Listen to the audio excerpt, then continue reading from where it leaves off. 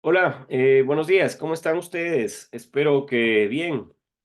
Vamos en esta clase de la semana número 12 a tocar ya lo concerniente a la planificación del sílabo de la unidad 4. Nos introducimos ya en la última parte de la planificación referente a esta asignatura de realidad nacional y diversidad cultural en la carrera de comunicación, dándoles a conocer a ustedes que el 14 de febrero, es decir, luego de aquel feriado que está establecido dentro de la ley de servicio público y circunscrito, por supuesto, a esta característica del carnaval, luego del lunes, que será 12, martes 13, el miércoles 14, miércoles de ceniza, jueves 15 y viernes 16 se desarrollará las evaluaciones del segundo parcial.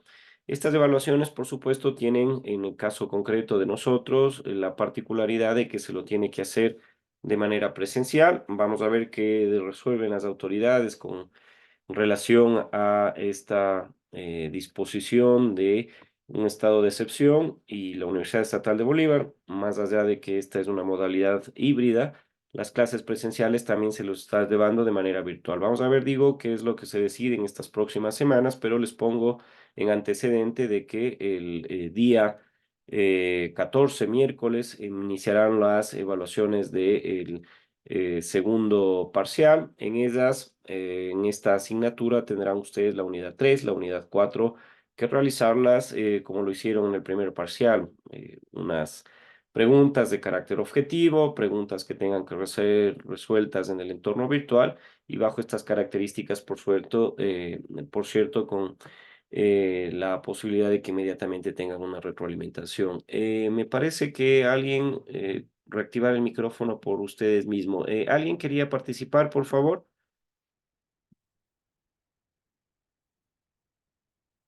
Hola, buen día. ¿Alguien tenía levantado la mano? ¿No? Bueno, esto les comento al inicio de esta clase. Como les dije, iniciamos la unidad número 4. Nos faltan solamente 3 semanas de clase. Paul, por favor, está abierta la posibilidad de que usted pueda intervenir. Profe, disculpe, yo le tenía una pregunta sobre el deber que había subido para esta semana. Se me Ah, pasó la hora, profe, y tengo el deber ya hecho. Quería ver si es que me puede dar alguna solución, aunque sea que me califique con menos nota, profe. ¿qué ocurrió? Se me pasó la hora, profe, por unos inconvenientes que tuve en la casa, entonces el rato que intenté mandar ya no era la hora, profe. Y quisiera ver si es que aunque sea me puede calificar sobre menos nota. Permítame ver si es que es posible. Usted sabe que este sistema de evaluación híbrido es calificado por parte de quienes efectúan también una revisión de la planificación, de los recursos y de las evaluaciones. Permítame ver si es que se me apertura la posibilidad de hacerlo. Es de la semana número 11, ¿no es cierto? Sí, profe. Ah, ya, si es que lo puedo hacer con mucho gusto. Entonces les decía que en la unidad 4 ya nos introducimos a otro tema que tiene que ver a las relaciones internacionales del Ecuador y el contexto del Estado ecuatoriano. Un Estado que, como ustedes saben, lamentablemente hoy nos encontramos en una compleja situación de seguridad y que en el ámbito en el cual se ha planificado para esta semana número 12, estamos hoy nosotros planteando la posibilidad de que podamos visualizar a la educación como uno de los elementos fundamentales del desarrollo, no solamente en el Estado ecuatoriano, sino ampliémoslo el escenario también para otros estados y otras naciones, ¿no? Entonces, les invito en la clase de hoy, en esta semana número 12, a tocar justamente el desarrollo de la educación del Estado ecuatoriano, ¿no? En la agenda vamos a hablar, vamos a tocar al desarrollo de la educación y cómo esto puede impulsar el progreso en el Estado ecuatoriano, ¿no? Entonces, el desarrollo sostenible de un país, de una nación, va a depender siempre en gran medida de la calidad de la educación. Hemos dicho nosotros en varios foros, en varios eventos de carácter académico, hemos dicho también en entrevistas que podemos hacerlo en medios de comunicación para explicar ciertas circunstancias que están ocurriendo dentro de, el Estado ecuatoriano y a nivel mundial, de que siempre creemos que un factor primordial para analizar el desarrollo de un país será a partir del impacto de la educación en el progreso de estos estados. Entonces, si el techo de el desarrollo del progreso de un país lo determina la educación, entonces creemos que hay que impulsar acciones, planes, programas que esto lo permita hacer.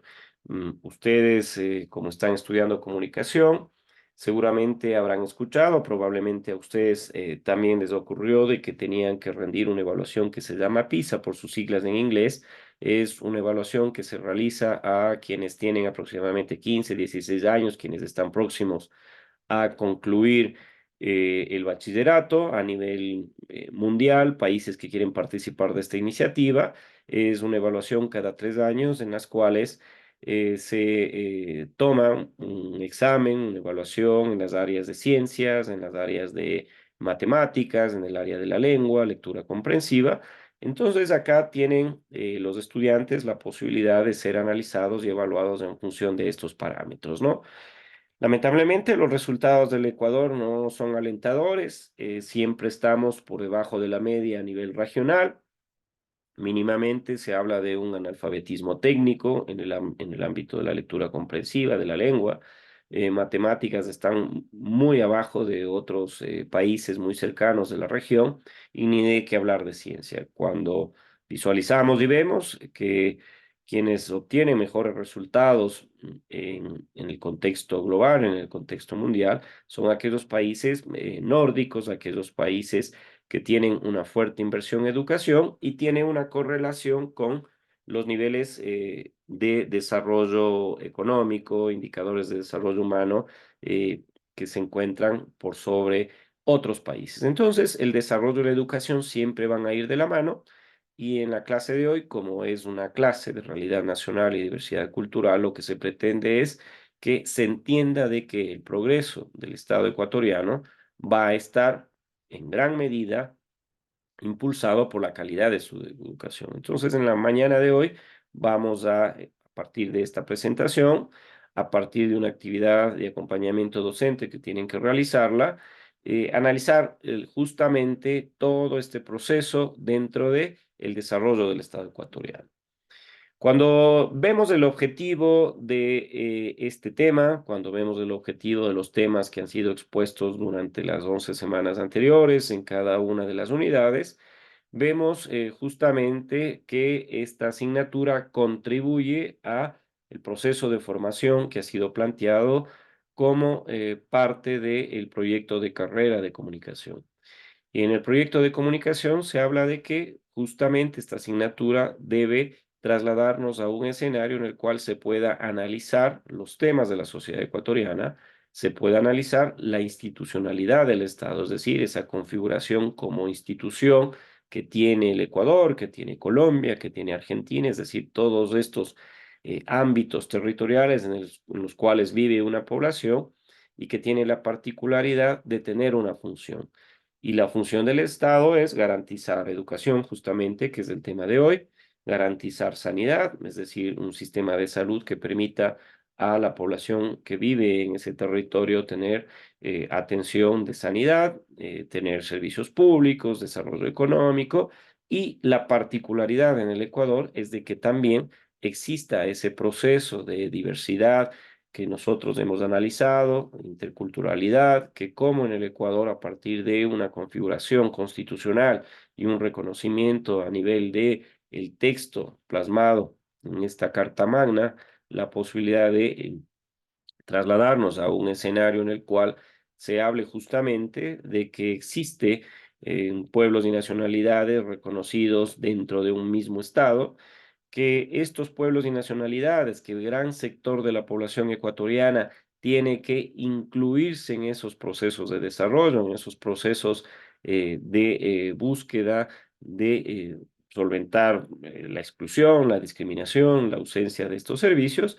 Y por supuesto, el contexto general es el de que tenemos que hacerlo como estudiantes universitarios, estudiantes que tienen una autonomía para trasladar sus propios conceptos, para trasladar sus propios criterios para que se lo pueda analizar bajo las características académicas de la Universidad Estatal de Bolívar y de todas las instituciones de educación superior en el país. Dicho esto, nos introducimos en un contexto histórico.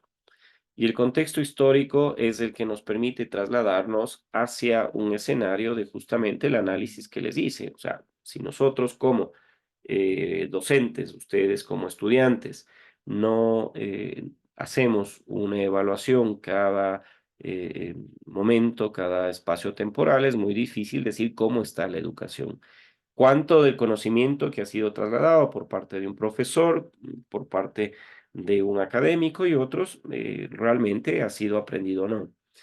Y en este contexto histórico, la educación en nuestro país ha enfrentado desafíos, por ejemplo, como aquellos que se manifestaba históricamente en una ausencia de planes, políticas, acciones concretas que vayan a solventar una brecha, es decir, un espacio, cuando decimos brecha, entre una población ecuatoriana que accede a la educación, no importa los niveles, primario, secundario y obviamente el universitario, frente a una población que mínimamente sabe leer y escribir técnicamente. Entonces, han existido esfuerzos de gobiernos que han entendido que la educación es fundamental para el desarrollo del Estado ecuatoriano. Recuerdo que yo estaba en una institución de educación secundaria y se implementaron estrategias para que nosotros como estudiantes nos traslademos a las comunidades rurales, a las comunidades indígenas, frente a procesos de alfabetización, es decir, que contribuyamos hacia un proceso de enseñanza, al menos de la lectura y la escritura, a la población que históricamente ha sido excluida de procesos de acceso a la educación. Y por supuesto, el otro desafío está plasmado en la calidad del sistema. Claramente, nosotros tenemos estas dificultades comparativas con otros países en los cuales nuestro sistema, si bien es cierto, está funcionando, si bien es cierto, hay una educación primaria, si bien es cierto, hay una educación media, si bien es cierto, hay instituciones de educación superior, hay que evaluar la calidad de este sistema. Si es que nuestros estudiantes de primaria realmente cumplen estándares mínimamente regionales o internacionales en los conocimientos que están adquiriendo, si mínimamente nuestros bachilleres están adquiriendo todo lo necesario que les permita solventar un proceso de formación académica superior y por supuesto nosotros como universitarios, si es que en realidad estamos siendo pertinentes con la sociedad, estamos siendo pertinentes con el conocimiento, estamos siendo lo suficientemente capaces de entregar a nuestros estudiantes bajo la modalidad que fuese las herramientas necesarias para que en el momento en el cual consigan obtener este título universitario puedan solventar el requerimiento de una institución privada, de una institución pública y puedan desarrollar sus funciones adecuadamente. Entonces, el desarrollo del Ecuador, el desarrollo de cualquier estado en el mundo va a estar directamente relacionada con la mejora de la educación, cómo la educación tiene un acceso universal hacia los servicios educativos y cómo esta calidad del sistema entrega justamente todo el conocimiento necesario y las herramientas para que se pueda desenvolver adecuadamente. Una vez dicho el concepto previo, el contexto histórico, cómo nosotros entendemos la educación, también tenemos que entender de que el desarrollo económico, bajo esas características en las cuales existen indicadores que muestran al Ecuador que tiene un crecimiento económico continuo que va aproximadamente del 1,5 al 2,5, incluso en ocasiones 3% de crecimiento económico relativo y medido con el Producto Interno Bruto un año frente a otro.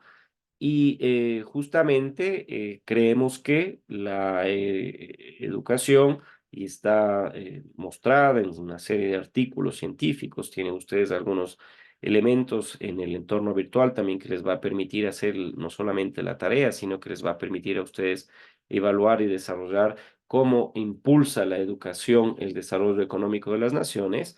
Esto evidentemente puede trasladarse a un análisis empírico, un análisis en el cual se muestre que la fuerza laboral que va generándose en los niveles educativos primario, secundario y universitario, incluso hay institutos técnicos y tecnológicos que permiten generar una fuerza laboral necesaria para el sistema productivo, tienen estas habilidades necesarias para justamente enfrentar estos procesos.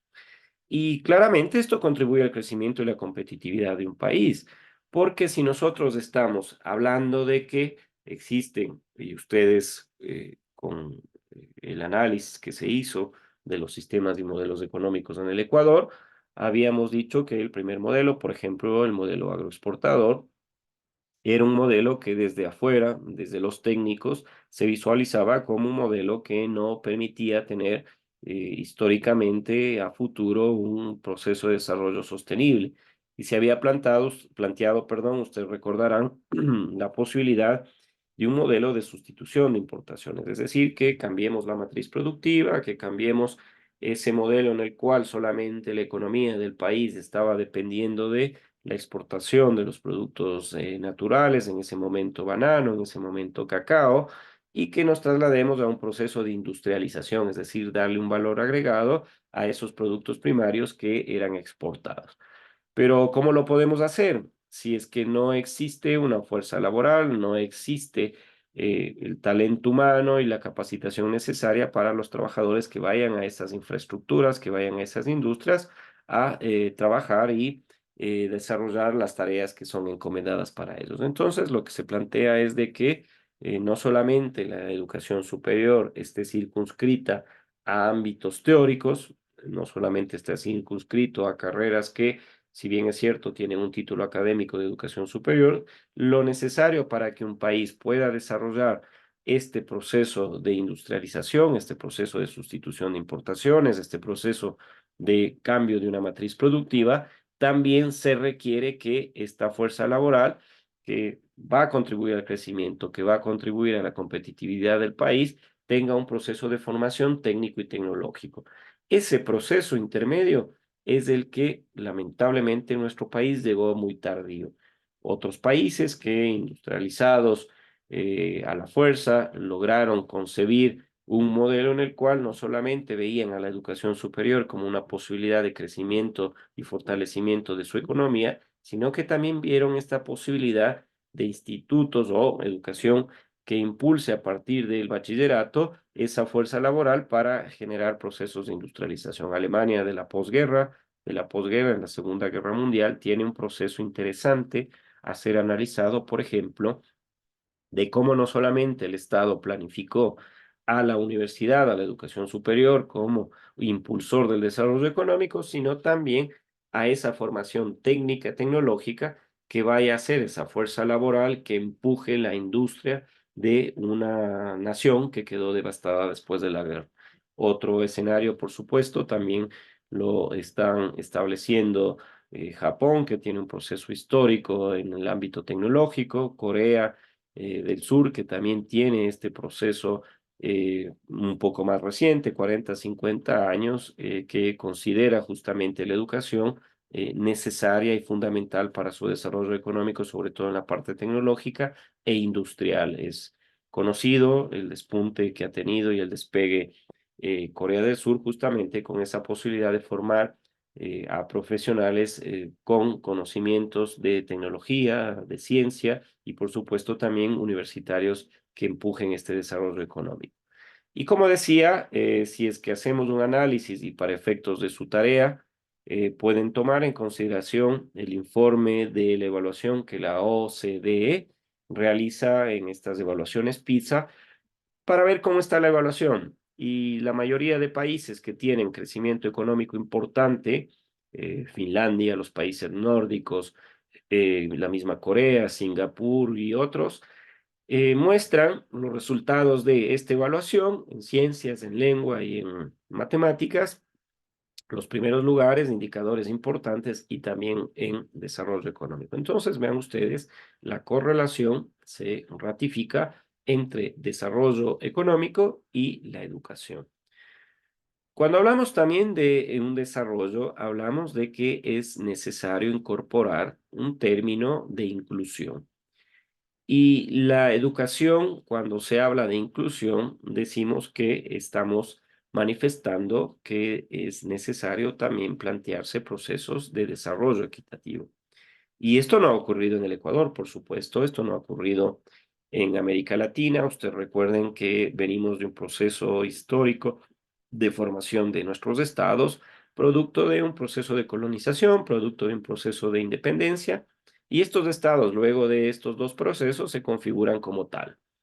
Pero los estados tampoco tuvieron esa visión en la cual la educación se veía como un proceso de desarrollo no solamente económico, sino también humano, y que se traslade a romper esas barreras, esa inequidad que existía en un proceso colonial, por ejemplo. No todos quienes en aquel momento vivían en la Real Audiencia de Quito tenían acceso a una educación primaria.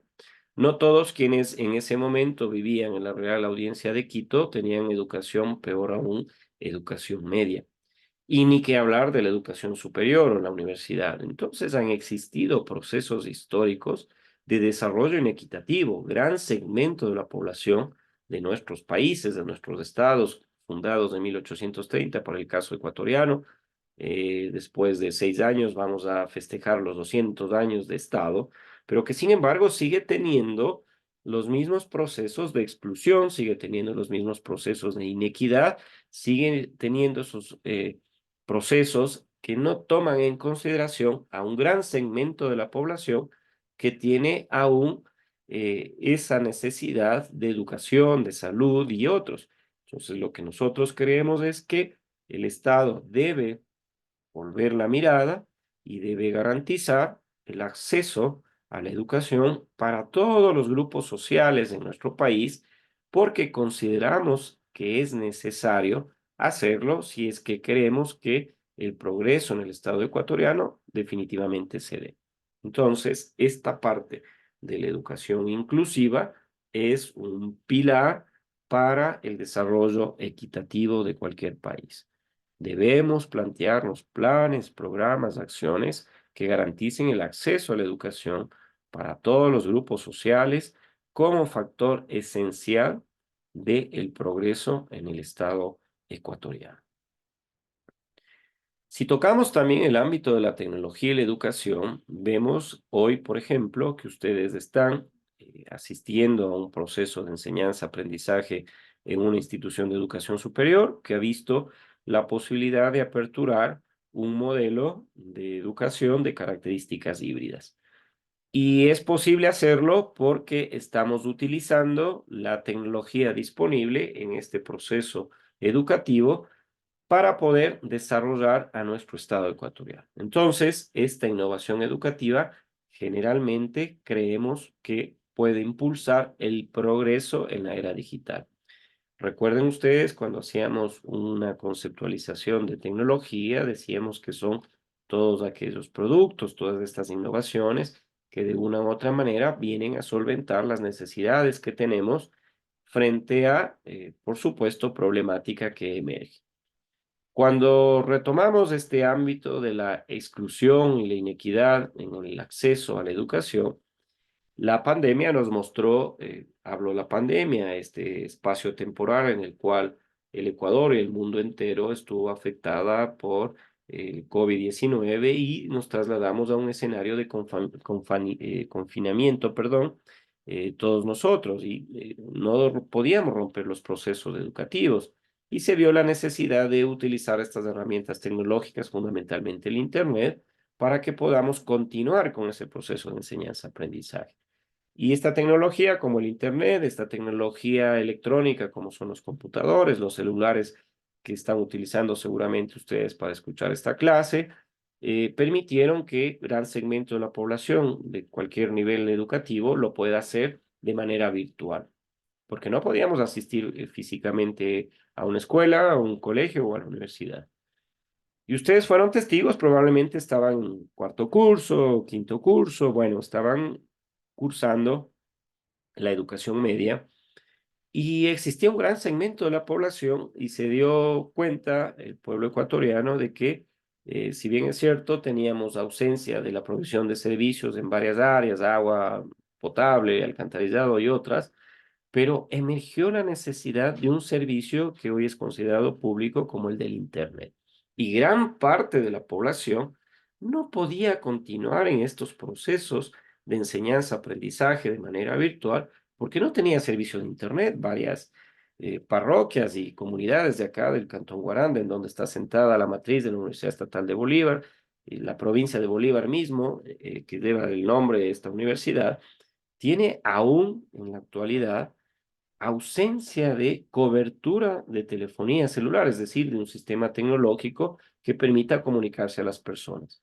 Y peor aún de Internet. Entonces, este proceso que amalgama, que articula la tecnología y la educación, que integra la tecnología con la educación, como este proceso que está planteado en esta diapositiva de crucial para el desarrollo del Estado ecuatoriano, también mostró a nuestro país, dentro de ese proceso de inequidad de acceso a la educación, un ámbito más que preocuparnos por la ausencia de cobertura y la penetración de Internet y de las comunicaciones en los hogares de los ecuatorianos. Entonces, vean ustedes algo que nosotros hoy lo planteamos como fundamental para el desarrollo de un Estado, en este caso el Estado ecuatoriano, como es la educación articulada a la tecnología. Vemos que esta innovación y la utilización de tecnología, de procesos de innovación educativa para generar justamente una educación de calidad, tampoco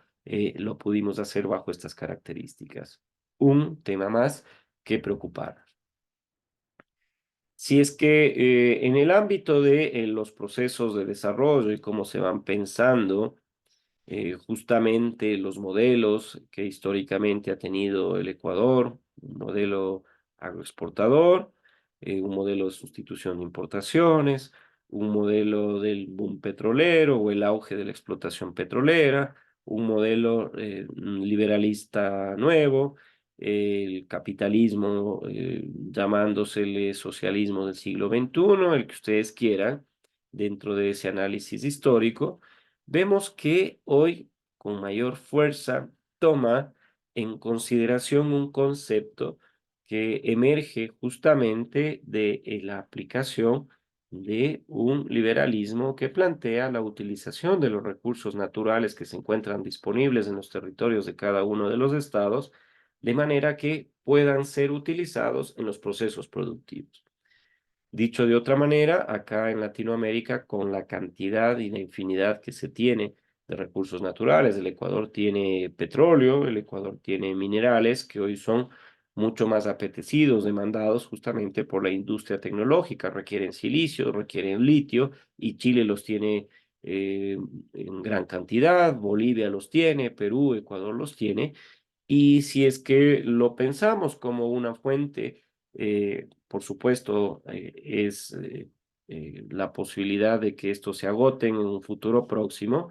Si no tenemos una educación ambiental, no se va a poder plantear el concepto de desarrollo sostenible. Y nosotros debemos plantearnos justamente esta práctica, este concepto, este modelo de entender de que los recursos naturales tienen que ser administrados y gestionados de manera de que las próximas generaciones también, nuestros hijos, nuestros nietos, los ecuatorianos que administren este país, también puedan utilizar estos recursos para que estos sean trasladados a procesos económicos o de financiamiento de aquellas obras y necesidades que tendrán las futuras generaciones. Entonces, este concepto de desarrollo sostenible lo que hace es promover una conciencia sobre el medio ambiente, una conciencia a través de la educación, porque es esencial la educación ambiental como un concepto previo para el desarrollo sostenible y un concepto previo para el progreso del Estado ecuatoriano y, por supuesto, para el progreso de cualquier Estado. Vemos cómo en países que tienen claramente procesos de industrialización muy profunda, muy agresiva, lamentablemente, Ellos, en China concretamente, es uno de los países que más industrializados son en el mundo, es el mercado más grande del mundo. Y en este país, lamentablemente, en ciertas ciudades, ustedes no pueden salir en determinadas horas hacia la calle porque tienen una contaminación tal que es imposible respirar. Entonces, acá se orientó hacia una educación ambiental que se entienda de que el desarrollo puede garantizarse a partir de una sostenibilidad. Y la sostenibilidad es tener conciencia sobre el medio ambiente, tener conciencia sobre los recursos naturales no renovables que tiene un territorio, un estado, y se los tenga que administrar y gestionar de manera de que el progreso no se detenga, por supuesto, pero también tener en consideración que futuras generaciones quieren disfrutar también de estos recursos naturales no renovables y también recursos intangibles, aquellos que nos permiten ir a la Amazonía y disfrutar, por ejemplo, cuando se lo pueda hacer, eh, de manera que ir a la playa, ir a los nevados, ir a la Amazonía, sea una fuente también de recursos, de desarrollo, de progreso con este espacio de educación ambiental entendido como desarrollo sostenible.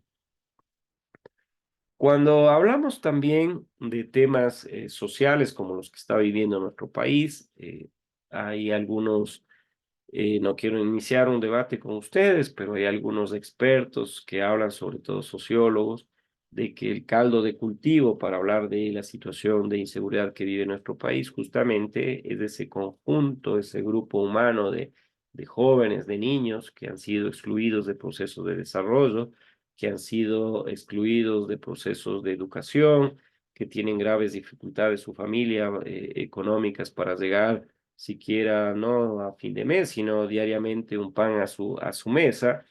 Vemos que el desarrollo social también tiene mucho que hablar en el aspecto de la problemática que tiene el Ecuador. Y si hablemos de desarrollo social, creemos también que la educación es un motor para incorporar socialmente a esta población que no ha tenido la misma igualdad de oportunidades que probablemente nosotros lo hemos tenido. Y si hablamos de que debe existir una sociedad educada, hablamos de que esta sociedad educada va a buscar escenarios en los cuales podamos nosotros plantearnos un progreso, un desarrollo económico a partir de justamente este crecimiento social.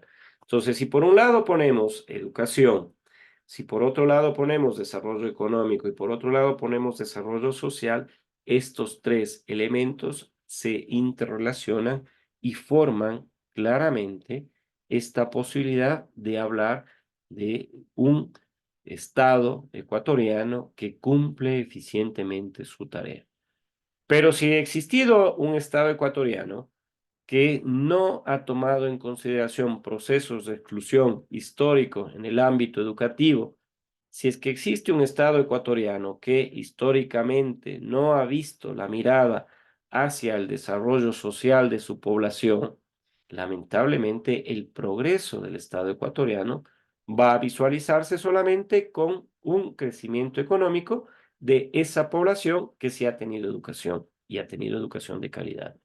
Si es que vemos el progreso y los resultados económicos de un segmento de la población ecuatoriana que sí ha tenido la posibilidad de tener una igualdad de oportunidades, tener un crecimiento social integral, vemos lamentablemente que hay procesos de exclusión y de desigualdad a esa población que no ha tenido un desarrollo social adecuado.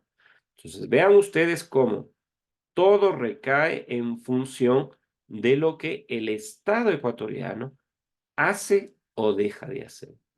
Habrán momentos en los cuales históricamente un gobierno, un presidente, un Congreso Nacional antes, una Asamblea Nacional hoy y sus instituciones han sido claves para generar acciones concretas y generar educación, desarrollo social, políticas sociales que incorporen a segmentos de la población a procesos de exclusión histórica.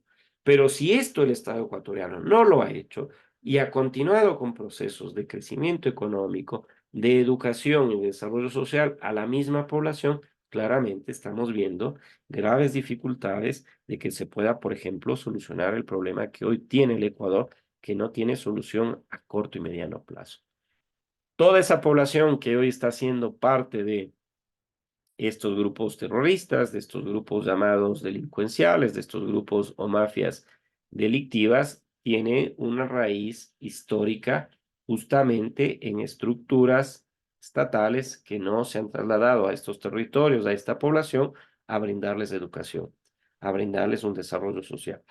Y es parte fundamental, por supuesto, la necesidad económica que tiene esta población de salir adelante. Y por eso tenemos los problemas que tenemos hoy aquí en el Ecuador, que tuvo Colombia en la década de los 80, que tuvo Perú en la década de los 90, que está teniendo varios países frente a un desarrollo social, un desarrollo en educación, un desarrollo económico que no puede ser trasladado a toda la población y tenemos estos índices de criminalidad terribles. Cuando hablamos de la formación profesional, ahí sí caemos en lo que ustedes están haciendo. Ustedes están formándose profesionalmente en un área que es muy importante en la actualidad, que es la comunicación. Yo no tengo redes sociales, dejé de usarlas porque justamente perdía mucho el tiempo al ver que la mayor cantidad de datos, de información que se publican en estos espacios son información falsa, es información que no nutre, que no enseña y es información que claramente no ha sido contrastada. Y por eso ustedes están estudiando técnicas, herramientas, todo lo necesario para que el día de mañana o hoy, si es que ya lo están haciendo, lo pueden hacer bajo estas características. Una comunicación que informe a la colectividad, una comunicación que nutra a la colectividad, una comunicación que realmente muestre que ustedes tienen una formación profesional de calidad y que impulsa un factor de producción fundamental para el desarrollo de los países, que es el capital humano. Y se usa este término para decir cuánto un país tiene de su población que puede generar profesionales competentes que vayan a trabajar en función de la solución de los problemas de ese pueblo, que vayan a trabajar en función de la solución de las necesidades que tiene ese pueblo, que vayan a trabajar en función del progreso de ese estado. Y ese es el caso ecuatoriano. Es necesario formar profesionales que tengan una calidad de tal manera que impulsen el desarrollo del capital humano, de los seres humanos que vivimos en el Ecuador y que nosotros como profesionales competentes en la comunicación el día de mañana ustedes seamos esenciales para el progreso del Estado ecuatoriano. ¿Y cómo un comunicador puede contribuir para el progreso del Estado ecuatoriano? Dando información que sea fidedigna, que sea clara, que sea esa información que requiere hoy más que nunca el Ecuador, que le traslade a un momento de análisis, a un momento de reflexión y a un momento en el cual se entienda de que no solamente es una tarea de el Estado frente a organizaciones criminales, que no se entienda solamente de que son la policía, el ejército ecuatoriano frente a organizaciones criminales, es el Estado ecuatoriano frente a sus propios fantasmas. ¿Y cuáles son los fantasmas? Los fantasmas históricos de que no pudo resolver sus propios problemas de educación, de crecimiento económico, de desigualdad, de exclusión. Ese es el problema del Estado ecuatoriano. El problema en el cual gran parte de la población hoy está formando parte de estos grupos criminales, perdón, porque no tuvo la posibilidad de formarse profesionalmente, no tuvo la posibilidad de tener un desarrollo humano, no tuvo la posibilidad de resolver esos problemas de exclusión, de desigualdad.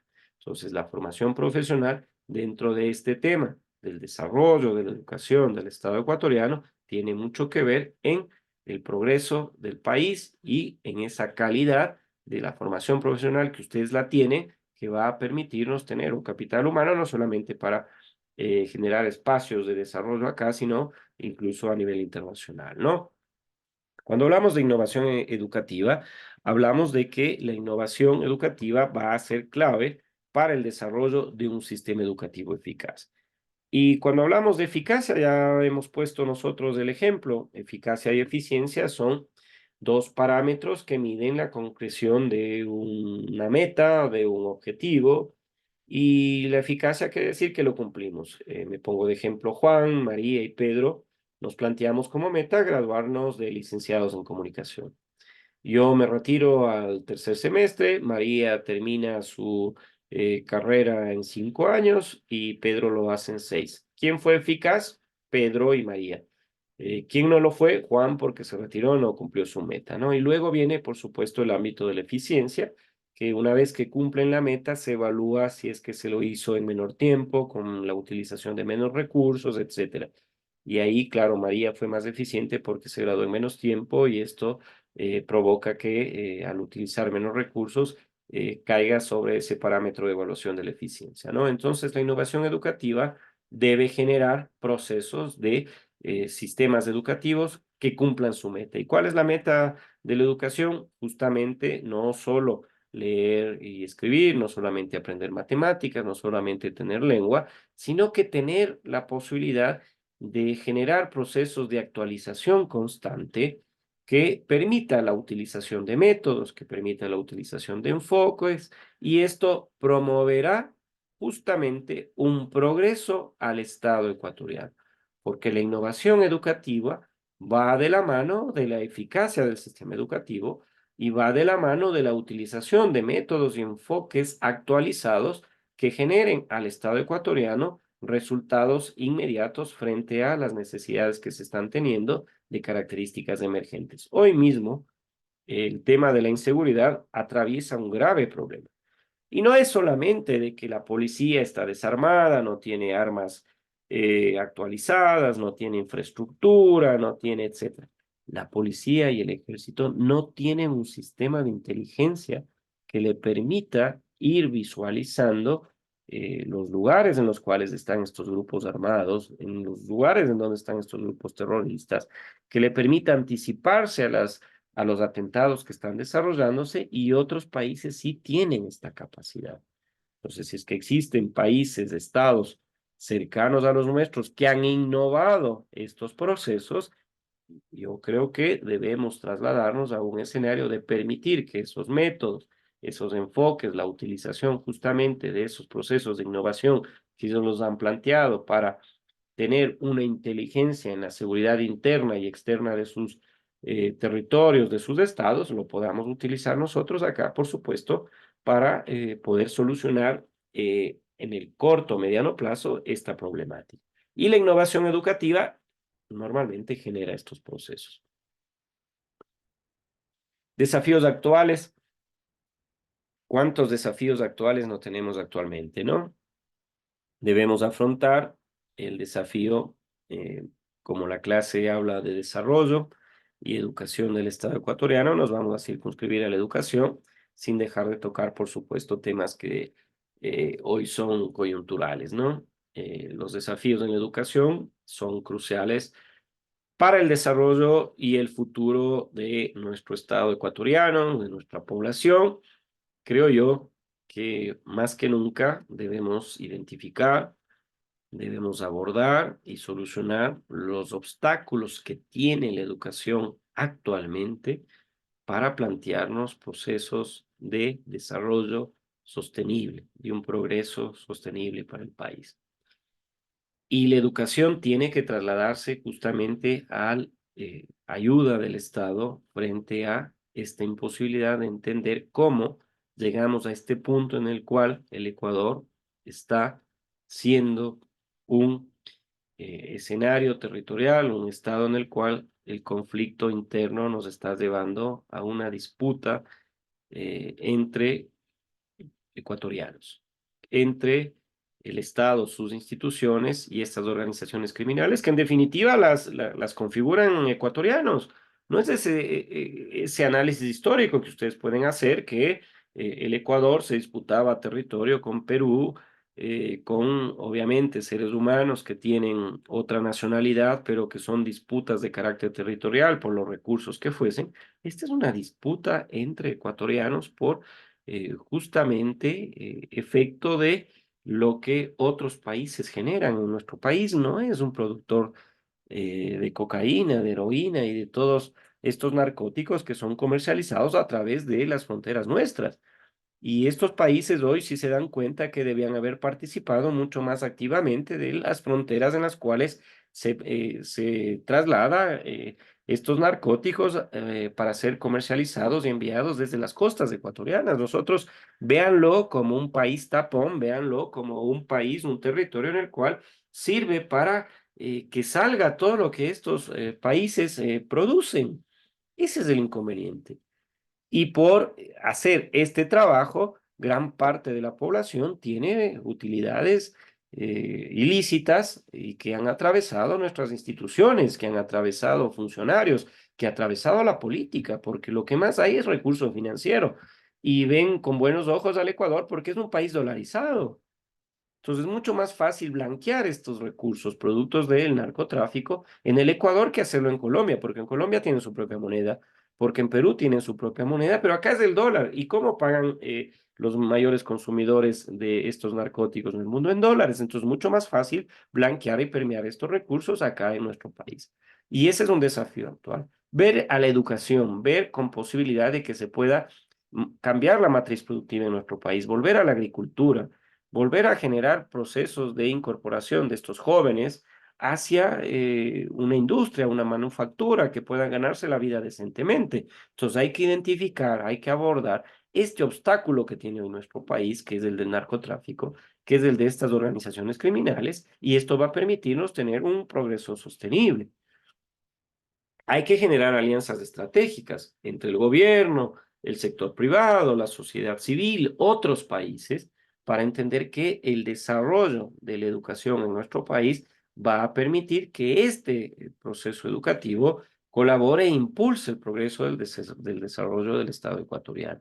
Si es que no se hacen estas alianzas estratégicas, cada uno de nosotros estará tratando de salir adelante por sus propios medios. Y ya sabemos que el Estado, incluso con todas las capacidades que tiene, se ha visto superado y desbordado por esta imposibilidad de entender que hoy es un momento muy complejo para el Ecuador. ¿Qué invertir? Hay que invertir en el futuro, sí. Hay que invertir en el presente, sí. Ya el pasado nos puede servir a nosotros como un eje articulador, como un diagnóstico de qué es lo que no hay que hacer. Y la inversión en educación es una inversión en el futuro del Estado ecuatoriano. El compromiso con la formación y el conocimiento va a permitirnos impulsar un desarrollo y un progreso sostenible. Va a permitirnos generar procesos en los cuales se pueda luchar contra esta exclusión y desigualdad histórica que tiene, se pueda cumplir y desarrollar procesos que permita a nuestro Estado ecuatoriano, obviamente, tener estos procesos de desarrollo sostenible. El impacto a largo plazo va a ser positivo. Este impacto en inversión en educación, este impacto en inversión en tecnología, este impacto en procesos educativos va a reflejarse a largo plazo. Entonces, si bien el día de mañana podemos hacer una nueva evaluación PISA, podemos hacer cualquier evaluación, paulatinamente vamos a ir viendo de que si es que invertimos en educación, si es que invertimos en procesos que garanticen un futuro próspero para el Estado ecuatoriano, para quienes vivimos acá en el Estado ecuatoriano, seguramente vamos a tener un impacto positivo y se va a ver reflejado en un proceso a largo plazo. Y el empoderamiento, vean este concepto que se llama empoderamiento, resiliencia y otros que emergieron en la pandemia, es cómo nosotros podemos pensar como piensa el otro, cómo podemos sentir como siente el otro, cómo podemos contribuir en este proceso de empoderamiento de individuos, de comunidades excluidos, de individuos y comunidades que han tenido procesos de desigualdad, de exclusión, que no han tenido acceso a educación,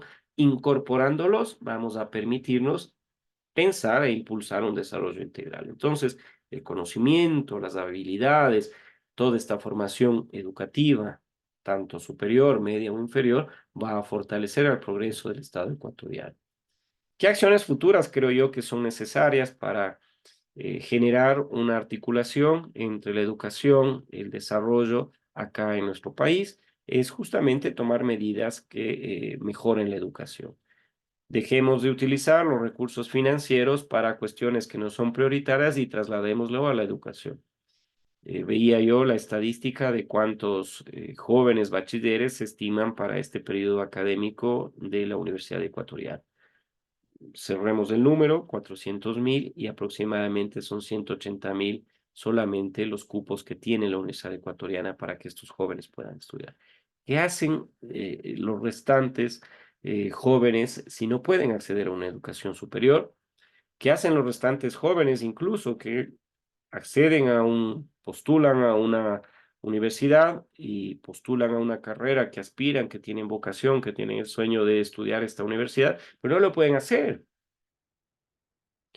Entonces yo creo que hay que dejar de hacer un proceso de inversión en cuestiones que no son prioritarias y trasladarlas a un proceso educativo. Volvamos a abrir la Universidad Ecuatoriana para que los jóvenes bachilleres estudien la universidad muy cercana a su entorno socioeconómico, que estudien la carrera que tienen la vocación o el sueño de hacerla.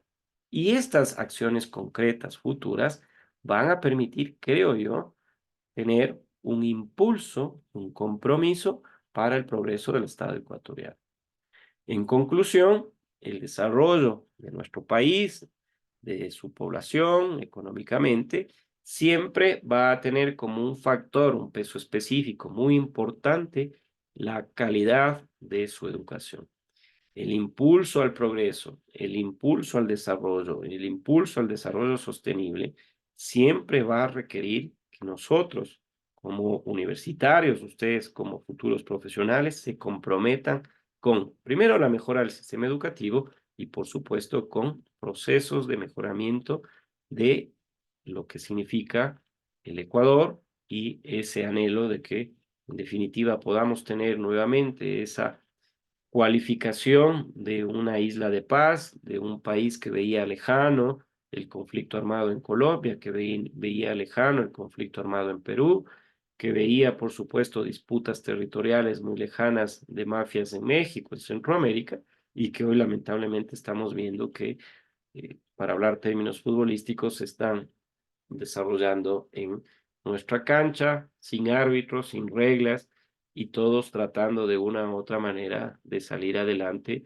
con la grave y compleja situación que tenemos en nuestro país. Para cerrar entonces este tema del desarrollo de la educación en el Estado ecuatoriano, creemos que es fundamental retomar ese proceso que históricamente ha quedado pendiente, de procesos de exclusión, de procesos de discriminación, de que no se ha tomado en consideración a gran segmento de la población para que pueda incorporarse a un sistema educativo, pero hoy es el momento de tener un compromiso continuo con la mejora del sistema educativo, ¿no? Vamos a cerrar este diálogo en esta parte unidireccional que yo tengo la posibilidad de explicar con esta conferencia magistral virtual el tema que ha sido planteado, y pasaré justamente a permitir que ustedes hagan las preguntas que crean necesarias. Como siempre, el contacto con quien habla es el correo electrónico, y las recomendaciones generales que las hago siempre es de que revisen la guía metodológica, de que efectúen la actividad de acompañamiento docente que está propuesto en el entorno virtual, revisen la rúbrica. Siempre es importante revisar la rúbrica en función de la actividad que se les está enviando. Hay actividades de organizadores gráficos, hay actividades de ensayos, hay actividades diversas que necesitan conocerse y saber de qué se trata y cómo el profesor va a evaluar. Se me ha preguntado también qué es lo que ocurre porque ustedes están recibiendo probablemente en su correo electrónico mensajes en los cuales muestran que se ha incorporado a la base de datos de Turnitin sus ensayos, sus trabajos. Como saben, la Universidad Estatal de Bolívar ha pagado ya la membresía para que todos los trabajos académicos que desarrollan los estudiantes, los profesores, puedan ser consultados en esta base de datos. Ustedes recuerden que anteriormente era el Turnitin, el, perdón, antes era el CUN, hoy es el Turnitin, y esto nos va a permitir revisar y evaluar cada una de sus actividades y verificar si es que existe alguna coincidencia con un trabajo académico que previamente se ha escrito. Esto no quiere decir que es plagio, pero sí tengan en consideración que al utilizar un párrafo, un texto importante en extensión, similar al que ustedes están escribiendo, y alguien ya escribió Este texto hay que citarlo si es que se trata de un ensayo, si es que se trata de un organizador gráfico, por supuesto.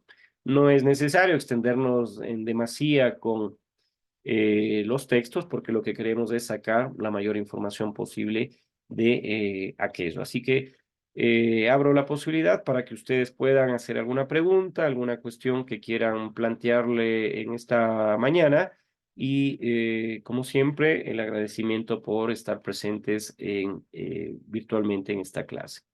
Déjenme ver si pueden ustedes reactivar el micrófono. Sí, pueden reactivar el micrófono ustedes, la cámara si así lo consideran y permitir que participen de esta clase. ¿Alguien, por favor? Santiago, Mayra, quienes son, que les tengo en la pantalla, Euler, Maritza me aparece. Hola Daniel, ¿cómo está? Buen día, ¿qué tal? Buenos días, licenciado. Tengo Bien, una duda ajá. acerca del tema económico del Ecuador y cómo se podría reactivar bueno, pues la economía ecuatoriana en cuanto Ajá. a ingresos de otros países y eso. Eh, ¿Cuál es el inconveniente? ¿Qué es lo que usted cree, estimado Daniel? ¿Ha visto las cifras económicas en nuestro país? No, no tengo mucho contexto, pero solo sé que aquí ya no hay mucho que hacer y bueno, yo supongo que podríamos hacer convenios con otros países para exportar, yo que sé, verduras o frutas, porque somos un país bastante comercial en lo que es vegetales y verduras. Somos un país agrícola, por así decirlo. Mire, Daniel, yo felicito y agradezco su participación. Los estudiantes de comunicación, creo yo, son quienes mayor capacidad deberíamos tener para analizar justamente las cuestiones inherentes a varios ámbitos de la realidad ecuatoriana.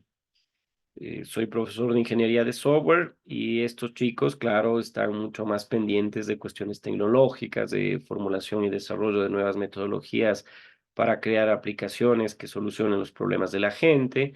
Tengo estudiantes de administración que claramente el enfoque que les doy es el de cómo nosotros podemos utilizar los recursos, talento humano que se tengan en función de una institución pública, en función de un objetivo, se lo puede hacer con metodología y procesos de la administración y la gestión, pero en comunicación, el comunicador tiene, creo yo, que ser mucho más profundo en el análisis de cuestiones que tienen relación a temas cotidianos del ámbito local. Hablo por Guaranda, la provincia de Bolívar. Si usted, Daniel, es de otra parte, con mucho gusto hablamos de su cantón, de su provincia eh, en el ámbito deportivo, en el ámbito económico, en el ámbito político.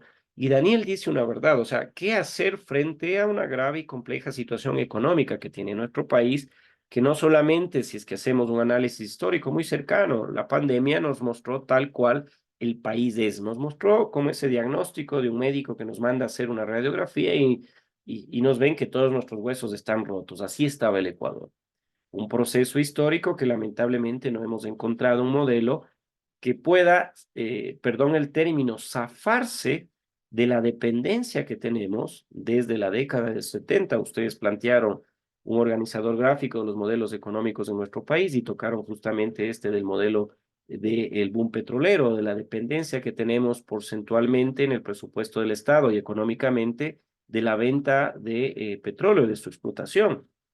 Se ha planteado, ustedes saben, desde la década del 50 del siglo pasado, la posibilidad de que deje solamente de dependerse de productos agrícolas. Usted está diciendo, hoy gran parte de la economía ecuatoriana está solventada por la explotación y exportación, por supuesto, producción y exportación de banano, de cacao, otros productos no tradicionales, las flores, el camarón y otros que sostienen la economía del país. Otra parte que sostiene la economía del país, estimado Daniel, es los rubros referente a los migrantes. Los migrantes, vea, están sacrificándose en España, en Europa, en Estados Unidos, trasladando aproximadamente 4.000 a 5.000 millones de dólares a la economía del Ecuador, a la economía de las familias que reciben estos recursos.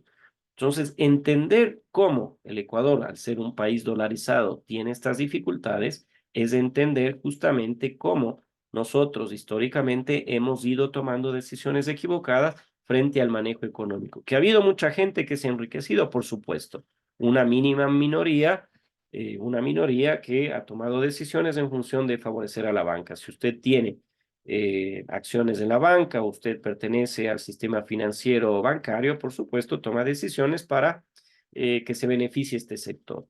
Si usted es parte de un sector exportador, claramente toma decisiones y tiene la posibilidad de ir a la Asamblea Nacional o ganar una presidencia, tomará decisiones que beneficien y favorezcan a este sector.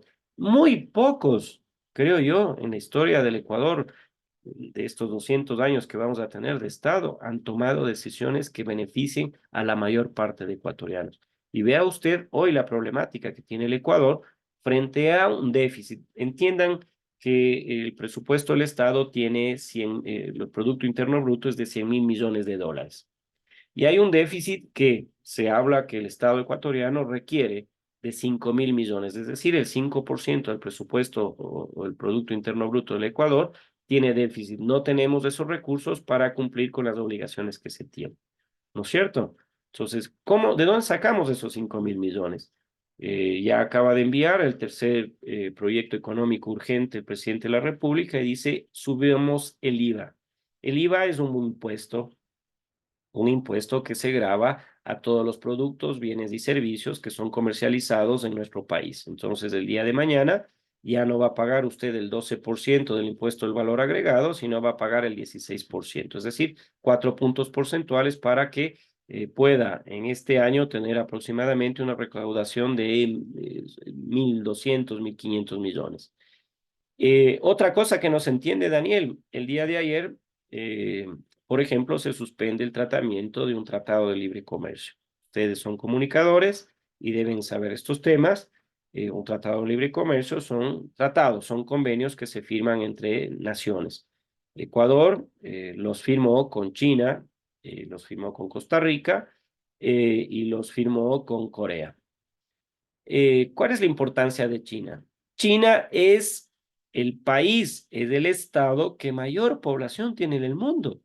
Es el mercado más grande que usted puede conseguir para venderle un producto o venderle un servicio.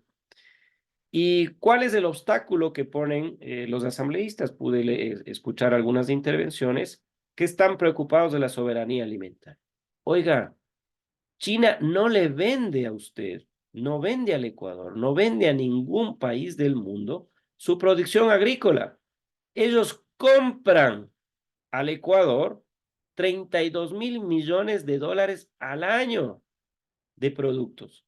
Y si usted, Daniel, es exportador de banano, va a reducir el arancel, es decir, la tasa que le grava China a su banano por entrar a comercializar en China con el 35%.